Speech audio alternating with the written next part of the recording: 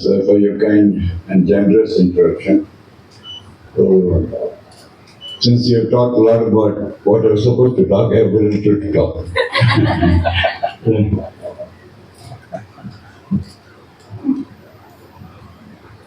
On behalf of Sai University, I extend my warm welcome to all of these educators present here.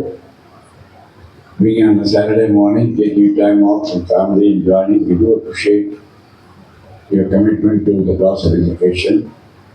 So I want to share a few minutes of our shared vision and shared goal of how do we take India's higher education forward. So I'm going to talk for the next 15 minutes that I'm allotted to me about Sai University and why, vision, mission, and so on. But before that, people often ask me a question. Why are you starting another university? It goes to the roots of where I have to start. When I start with that question, why at another university, then I think we can come to an understanding what we're trying to do. As Vikas said, when we finished my innings in IT industry, successfully exiting two tech companies on the same day, with left with lots and lots of money, and with the opportunity to buy a plane or a yacht and go around the world and have a fun time. But the Guru Shri Sai Baba said, wealth is not given to you to enjoy yourself, it's given to you to serve the community. So I had consultations with my wife and our only daughter and said, what does it take for us? And after discussing, because I had to provide for the family first. I'm sure all of you agree that family comes first. The very existence of whatever we're doing is for the sake of family and then towards the cause that we are all working for or passionate about. So, based on that discussion, we arrived at the conclusion that about 15% of the wealth that I was fortunate to gain would be sufficient for at least 3 generations. And after that, we couldn't get. Either they had to make it better on their own and build on it, or if they want to waste their time and waste the wealth and then their own squander their own future is up to them. And we're not going to be alive to see it. So we set aside 15% for the family and 85% created a trust called Shirdi Sai Trust in ECR. Those of you who know Shirdi Sai Baba is a spiritual guru, not a religious guru. It's common to all religions. So if you have a chance to go to ECR, 9 kilometers before Mahamadapura, soon after the NMLD water desalination plant, do visit. You will find a unique experience of being in a spiritual meditation center and not being in a religious ritual place. So there, we wanted to see how we can help the community, and the thought was very simple. We first step we said we restrict ourselves to people setting up size temples around India and use them as outreach grounds. As you know, outreach is a very expensive proposition. So we established these centers, and then with the dedicated people there and the volunteers, we almost had 400 low cost or no cost outreach points all over India, from Himachal Pradesh, Solan to Kanyakumari, from north to south, Gujarat and west to Silchar and Assam in the east. Out of these, we selected 65 of them are being very good in service. Using them, we set up 3 service activities to offer education to people, especially the first generation graduates. And we paid them scholarships directly to the institution to get them a degree. And of course, we also help people going through medical emergencies. And in these centers, and a few places of children's homes and senior citizens' homes, We provided 2 meals a day for about 5,000 people every day. They're eating the farmer's prasad. So coming to education, that we were giving scholarship to nearly 3,000 students to enter into education space. Especially those who are going from schools to get one degree. And we saw in person the effect of education. We found that one young girl student with 95% in plus 2 or 98% in plus 2, her father was a lift operator in an apartment complex, getting 2,000 rupees a month income. The father said, I cannot support your higher education, you go and get some money, take up any job you can get. And she was crying in tears and came to us. So we put her through 4 years of computer science undergraduate education.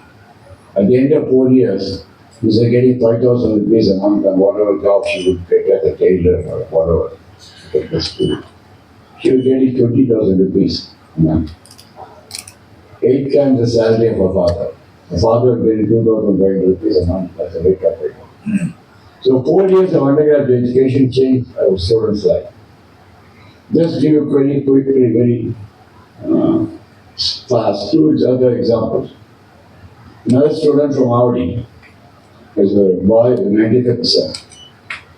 And he wanted to be an automobile engineer. Same story, his father was an agricultural farmer with only daily wages or 200 days in a year. You will not get more than that income. And same way we educated him for 4 years. And after that he joined as a graduate, did a postgraduate degree in Anna University and is now R&D manager there. His father was getting less than 2,000 rupees a month and our friend now today is possibly making 30-40 lakhs a year. So another last case I'm going to say, a student from Mahamalapuram, his father was running a kiosk shop for tourists serving the beverages and snacks or cookies and all the stuff. Then this boy was very keen, 90%, but he was very keen on marine engineering, ocean engineering. So again, 4 years we put him through ACMET or AMET, one of those marine universities in this year. And after 4 years of a degree, the student today is marine engineer with Biotechnology, the world's largest shipping line. And he's doing 3 or 4 voyages here and getting a sign-on bonus. And then while on the job, he's getting a salary. And when he finishes the voyage, he gets a sign-out bonus. So he does 4 voyages in a year. He's making money. That's all I can say. I don't know how much, but he's making a lot of money. He met with me recently with his father and wife and his child. The reason I'm saying is that 4 years of undergraduate education, we actually personally experienced that transforming the life of a student, deciding the future of a family.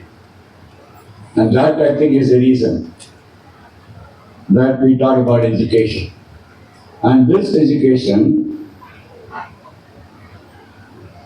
I am actually proud to say, we have transformed so far in the last 23 years since we established our class, nearly 50,000 students to get their first undergraduate degree. Thank you. The idea is not to be pompous or seek publicity, because we do our work quietly. We don't advertise ourselves, nor do we seek publicity. But this made a huge impact in my mind. Saying this is the scale at which you can transform a community. All over India, there's 50,000 students from all over the country, 65 outreach points. Then I said, wouldn't we do something in a bigger scale? And we do this in a way that supports not only education, but also healthcare. Because we are also doing emergency medical services to almost 2,000 patients a year. And that is the reason we attacked for Sai University.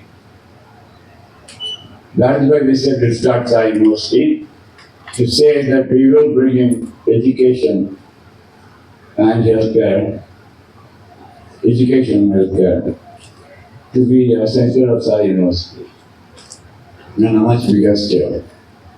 And when we did the study and analysis about designing the university and establishing and all that, it's established as a state-private university so that we have all the freedom we want to design the courses and curriculum, the number of seats and fees and all of that stuff.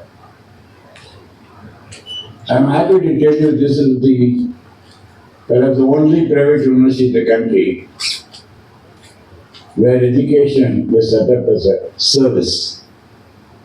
It is not set up as a business. Nobody is taking money home from this university. Whatever, of course, we are not making any surplus now, but whatever surplus we make in the future will be really deployed back in the university to build the academic infrastructure, the labs, the libraries, the student infrastructure, and so on and so forth, research infrastructure. The idea is simply to say that how can we set up something very unique and very special here. Each and one of you present here today. It is wonderful to see you all together on a weekend, despite our busy schedule. We are excited to embark on the journey together, share this social movement. Your presence added to the significance to the gathering, and we are looking forward for a fruitful and engagement event. I'm sure this program will be with one of the sloka. It's dedicated to all the educators for their noble contributions to the society and the country. Guru Brahma, Guru Vishnu, Guru Devo Maheshwara, Guru Sakshat Param Brahman, Tasmai Sri Guruve Namaha, Tasmai Sri Guruve Namaha. Thank you all for being here, and once again welcome to all. I would like to announce this is our first educator conclave in Sai University, and we are looking forward for another educator conclave in month of February.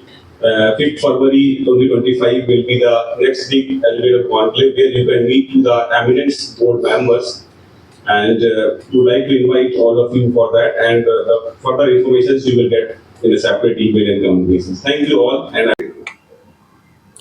Reimagining future education at this education conclave with Sai University is a brilliant topic.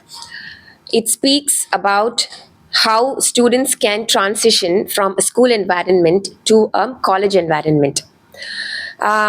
What schools need to focus is it is not just enhancement of the learning outcomes from schools to universities. It is how we can realign the curriculum vertically as well as horizontally with respect to the expectations from the universities. So when we work backwards, we understand their expectations, and hence we redesign, remodify curriculum, both cross-curricular as well as interdisciplinary.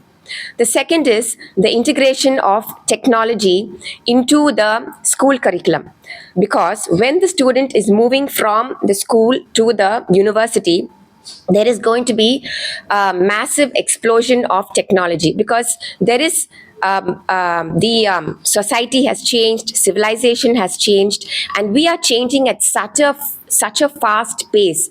The acceleration is not just unbelievable, but it is indescribable. So this conclave actually throws light on how technology can be utilized to the best of our capabilities in order to enhance the learning outcomes from the schools into the universities, and hence reimagine future education. I'm Mrs. Manasa Pillai from Shrine Velankani Senior Secondary School. I'm the trustee and the principal of Velankani Institutions. It's really my privilege to talk to you today about the Educators Conclave that Sai University is hosting on reimagining the future of education. Besides discussing on the liberal education framework, we're truly excited to launch our 4 new schools: School of Artificial Intelligence, School of Business, School of Media Studies, and School of Biotechnology. Just to give you an example, I would say that the School of Artificial Intelligence is also going to be on the liberal education framework. We truly want our students to, on one hand, study the nuances of artificial intelligence, computer science, engineering, and data science, but also look at the interdisciplinarity approach. And for instance, take a minor in law and look at the ethics in artificial intelligence. So that's I would say the richness of the liberal education framework that Sai U truly integrates in its education or academic offerings. In addition to, of course, the experiential and exploratory pedagogy. I'm Dr. Anubha Singh, Deputy Vice Chancellor, Sai U, Chennai.